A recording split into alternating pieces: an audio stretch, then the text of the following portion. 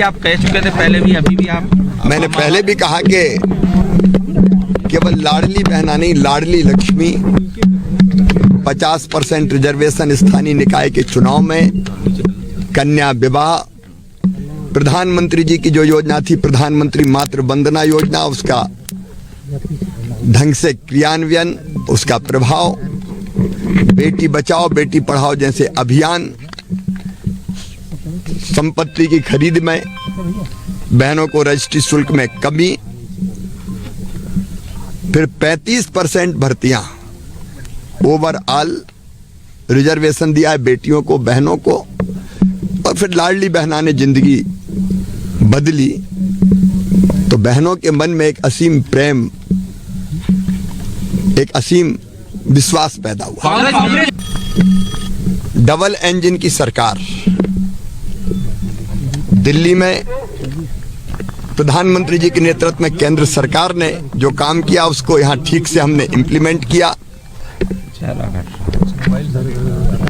और जो यहां योजनाएं बनी,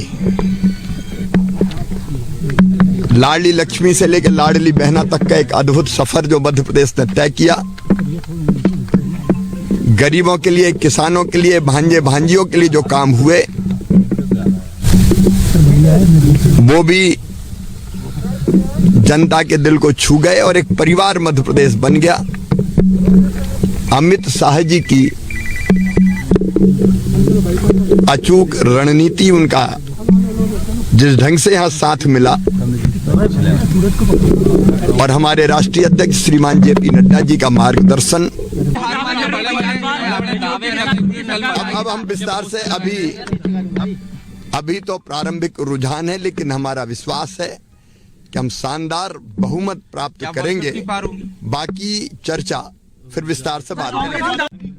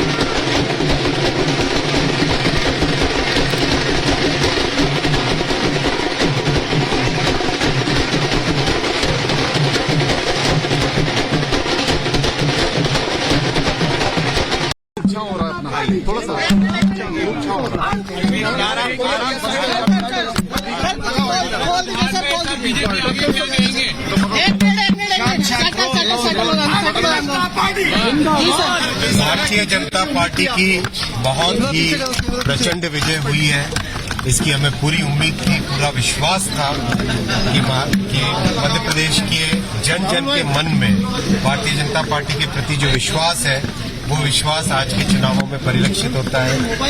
आप सब जानते हैं एमपी के मन में मोदी है, मोदी के मन में एमपी है। जिस तरह से प्रदेश में सरकार चली, 18 वर्षों में अच्छा काम हुआ, जितना अच्छा काम माननीय शिवराज जी ने किया, जितना अच्छा काम डबल इंजन की सरकार ने किया, जितना अच्छा काम संगठन ने किया, उसका आशीर्वाद आज जनता ने दिया।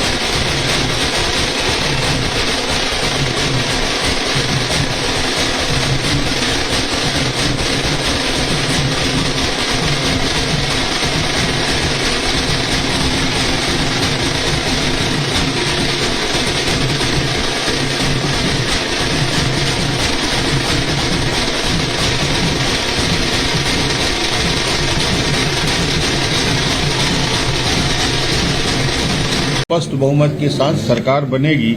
और निश्चित रूप से आज के तारीख में बड़ी बड़ी बात करने वाले, ठीक है नतीजा क्या निकलेगा, पर भूपेश जी का नतीजा दिख रहा है कि 2 राउंड में पीछे चल रहे हैं।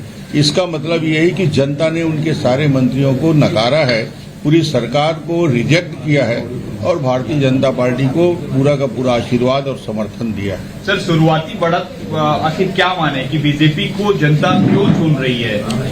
मैंने पहले भी इसका जवाब दिया था कि भारतीय जनता पार्टी ने जो समय हमको दिया और जनता को मोदी जी की गारंटी, जनता ने उस पर भरोसा किया, भूपेश की बातों पर भरोसा नहीं किया। ये प्रथम चरण के रुझान में स्पष्ट दिख रहा है और ये निश्चित रूप से भारतीय जनता पार्टी के लिए और राष्ट्रीय नेतृत्व का आशीर्वाद मिला और हम जीत की ओर बढ़ेंगे।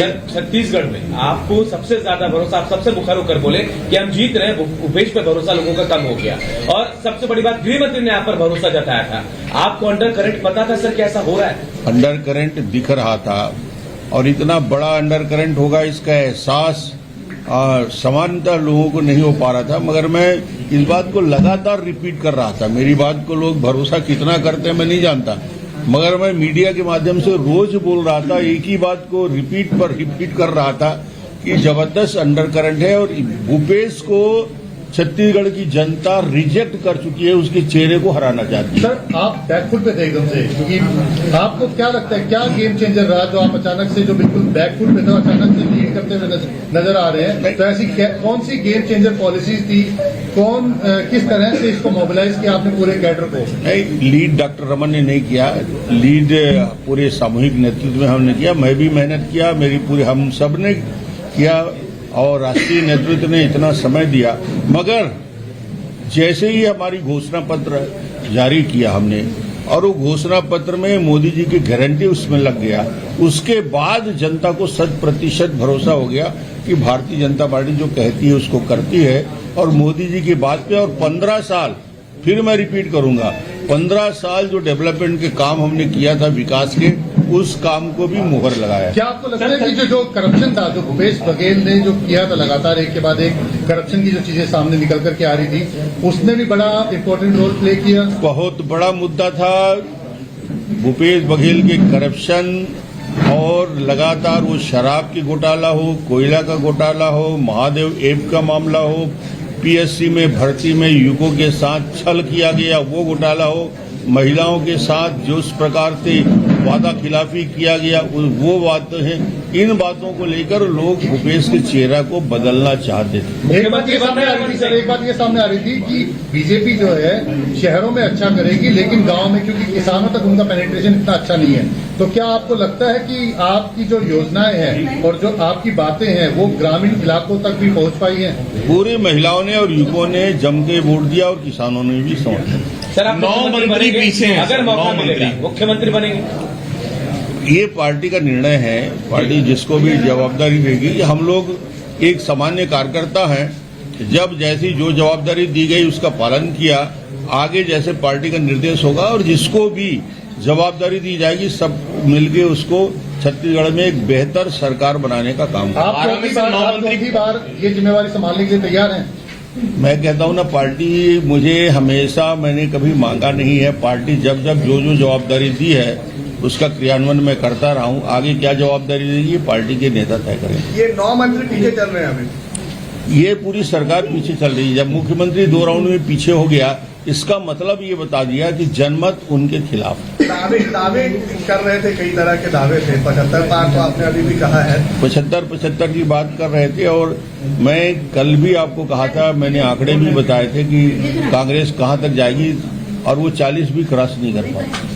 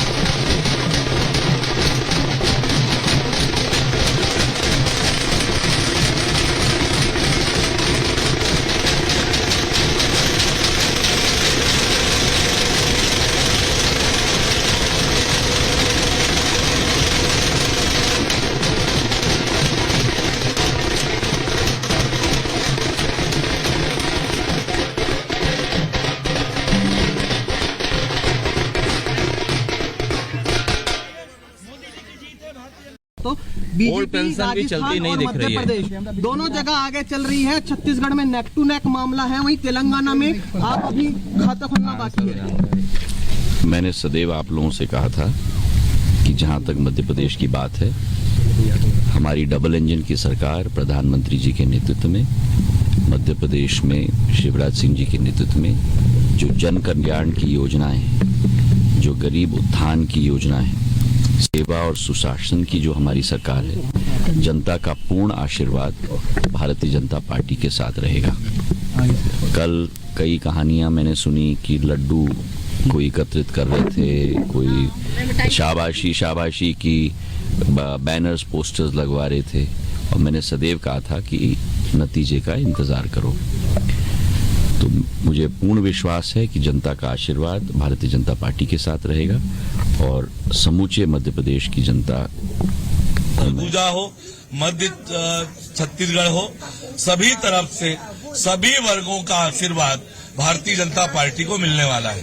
सबसे बड़ा फैक्टर क्या? मतपेटी खुलने वालों ओल्ड पेंशन भी चलती नहीं दिख रही है। प्रदेश दोनों जगह आगे चल रही है। छत्तीसगढ़ में नेक टू नेक मामला है, वहीं तेलंगाना में आप अभी खाता खोलना बाकी है। मैंने सदैव आप लोगों से कहा था कि जहां तक मध्य प्रदेश की बात है, हमारी डबल इंजन की सरकार प्रधानमंत्री जी के नेतृत्व में, मध्य प्रदेश में शिवराज सिंह जी के नेतृत्व में जो जन कल्याण की योजनाएं हैं, जो गरीब उत्थान की योजनाएं हैं, सेवा और सुशासन की जो हमारी सरकार है, जनता का पूर्ण आशीर्वाद भारतीय जनता पार्टी के साथ रहेगा। कल कई कहानियां मैंने सुनी कि लड्डू कोई एकत्रित कर रहे थे, कोई शाबाशी की बैनर्स पोस्टर्स लगवा रहे थे, और मैंने सदैव कहा था कि नतीजे का इंतजार करो। तो मुझे पूर्ण विश्वास है कि जनता का आशीर्वाद भारतीय जनता पार्टी के साथ रहेगा और समूचे मध्य प्रदेश की जनता को मैं नमन करता हूं। और अभी रुझान आ रहे हैं, अंतिम नतीजे तक हम लोग इंतजार करें, पर मुझे पूरा विश्वास है कि भारतीय जनता पार्टी की सरकार बहुमत नहीं लेकिन पूर्ण बहुमत के साथ बनेगी। ओल्ड पेंशन भी नहीं चला सर, लाडली बहना का कमाल कहेंगे कैसे? अब मैंने आपको सदैव कहा मैं ज्योतिष नहीं हूँ, तो मैंने कहा है बहुमत नहीं, संपूर्ण बहुमत के साथ सरकार। क्या कारण मानते हैं जनता का इतना समर्थन मिला है, क्या वजह है? मैंने यही कहा कि हमारी डबल इंजन की सरकार, प्रधानमंत्री जी का नेतृत्व, प्रदेश में हमारी जन कल्याणकारी योजनाएं, इन सभी के संख्यक समुदाय के भाई और बहन जिन्हें कांग्रेस झूठ बोल करके वोट बैंक मानती रही, उन्होंने भी प्रधानमंत्री मोदी जी के नेतृत्व में प्रधानमंत्री गरीब कल्याण अन्न योजना, 64 लाख प्रधानमंत्री आवास, आयुष्मान भारत 3 करोड़ 62 लाख, माननीय मुख्यमंत्री के नेतृत्व की लाडली बहना योजना 1 करोड़ 31 लाख, लाडली लक्ष्मी कन्यादान योजना है, प्रधानमंत्री मुख्यमंत्री के नेतृत्व में किसानों को सम्मान निधि, सबका साथ सबका विकास सबके विश्वास के मंत्र को आज मध्य प्रदेश की जनता ने माननीय प्रधानमंत्री मोदी जी को आशीर्वाद दिया है। ये ऐतिहासिक है। और 51% वोट शेयर लाना माननीय अमित शाह जी की कुशल संगठनात्मक रणनीति जो मध्य प्रदेश के अंदर उन्होंने हमें टास्क दिया, हम उसको पूरा करने का प्रयास आज कर रहे हैं। ट्रेडिंग के गंभीर आरोप लगा रहे दिग्विजय सिंह को कमलनाथ का हॉर्स ट्रेडिंग करने मिस्टर दिग्विजय सिंह ने मध्य प्रदेश का बंटाढार किया था और अब कांग्रेस का ही बंटाढार कर रहा है। लेकिन उनका कहना और कमलनाथ ने छल कपट की राजनीति की, झूठ बोला, जनता ने दिखा दिया, ये करप्शन नाथ मध्य प्रदेश के अंदर बन गए। ओपीएस भी एक मुद्दा होगा सर? कोई मुद्दा नहीं है। भारतीय जनता पार्टी प्रचंड बहुमत की सरकार बना रही है। हॉर्स ट्रेडिंग के जो आरोप लगे उसको लेकर उनका कहना 24 घंटे झूठ बोलते हैं, अपना घर संभलता नहीं है, दूसरों पर आरोप लगाते हैं।